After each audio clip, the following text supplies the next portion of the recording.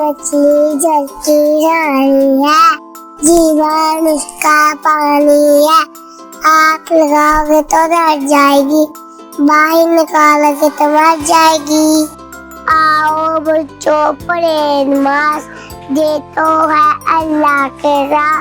जाना जो पता है, कान भी उसे डरता है। हाथी राजा किधर चले, तुम लाके किधर चले।